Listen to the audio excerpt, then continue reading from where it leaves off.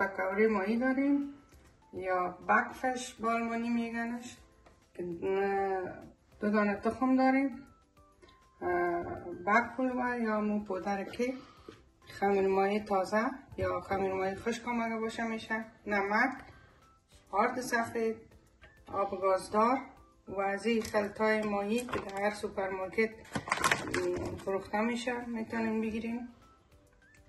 ابتدا ما تخما را با هم میزنیم.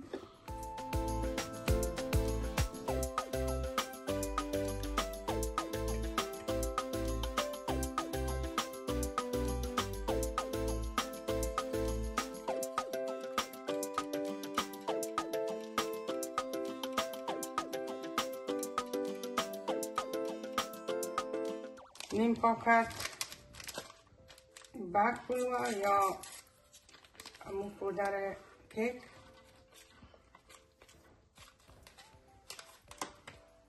وزی از 4 1 سیشه مندازیم. این خمیر مایه از 4 1 سیشه مندازیم، خمیر مایه تازه. اگر شما باز خمیر مایه خشک منداختین 1 پاکت. همیشه با هم مخلوط میکنیم خوب حل شود.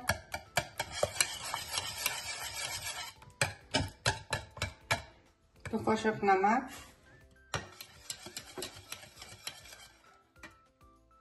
و 1 یا 2 گلاس آب گازدار.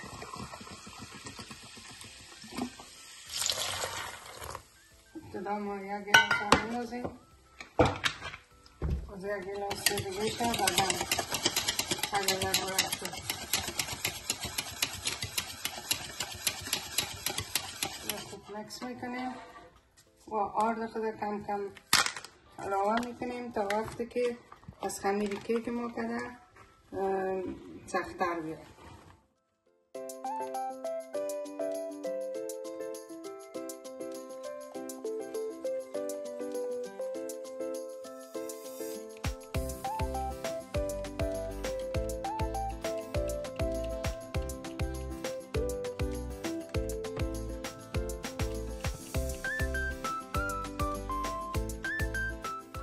حالا نیم گلاس آب گازدار بیرام بالاش میندازیم که کم سخت‌تر شد. البته نیم گلاس آب گازدار.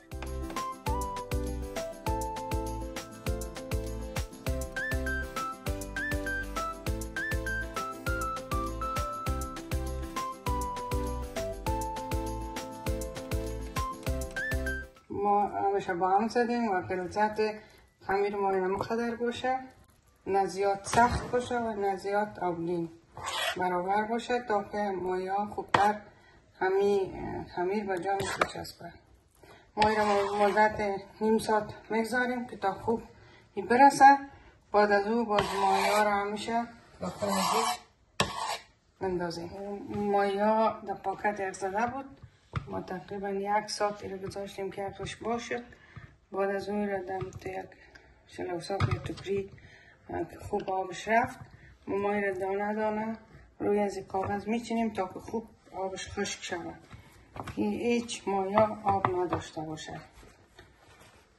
تا همیشه روی هم میچینیم و خشک میکنیمش. وقتی که مایه به کل آبش خشک شد دیگه آب نداشت، مایه را دانه دانه نمک، سیر خشک و مرچ سیاه بالاش کم کم روان میکنیم پشت رویش.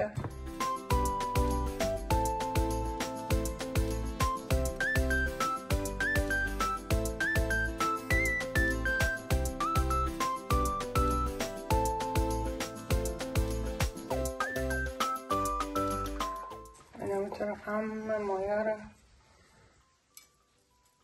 ما از این مساله که درست کردیم میزنیم.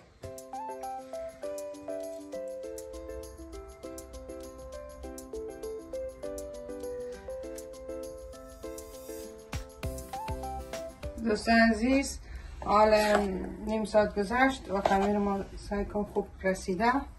حالا ما میخواهیم که مایه را داخل از این بندازیم و سرخ کنیم. روغن ما بسیار داغ نباشه و خاطر که باز روی مایا سرخ میشه و ارزشان خام میمونه. در درجه بسیار کم و روغن متوسط ما میگذاریم.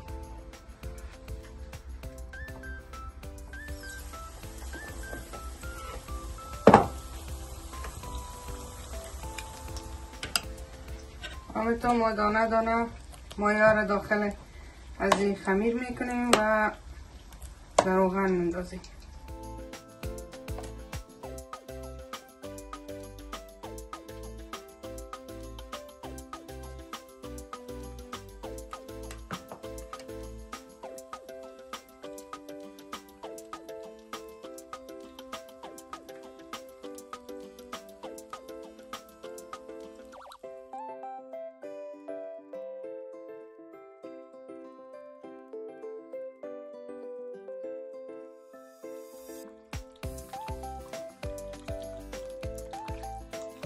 حالا مایا از دو طرفش خوب صحیح سرخ شد و مایا را خوب روغنش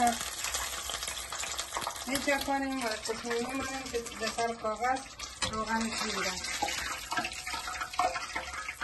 ببینید چقدر حالا همینطور خوشمزه و خوبش آمده. حالا ما برای دیمایی ساس تیار میکنیم، ساس سیر که از این ماسا روکان کرکی من میگیرم 3.5%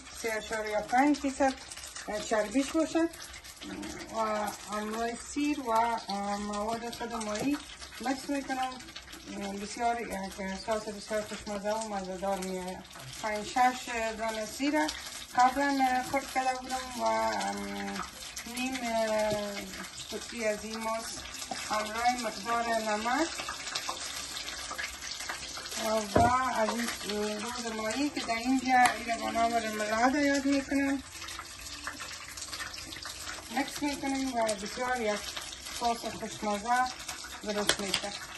ماهی را خوب با هم مکس میکنیم تا یک ساس بسیار خوشمزه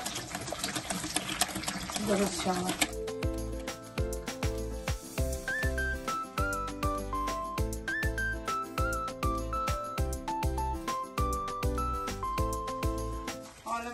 این نانکار که قبلا درست کردیم و کسایی که در آلمان هستن میتونن هم تیار از بیکریا بکنن، مگر ما را خودم درست کردیم و در ویدیوهای قبلی طرز تهیه از اینا هم براتون آزمایش میکنم.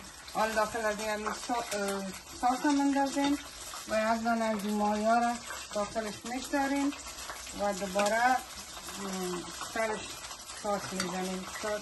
ساسی که درست کردیم این قسمی میکنیم تمام درست کنیم و نوشیجان کنیم.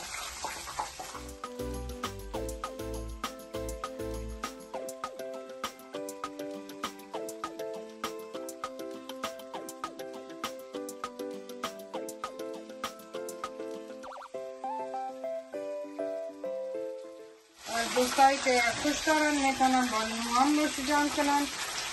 ما که منتظر ویدیوهای بعدی ما باشیم.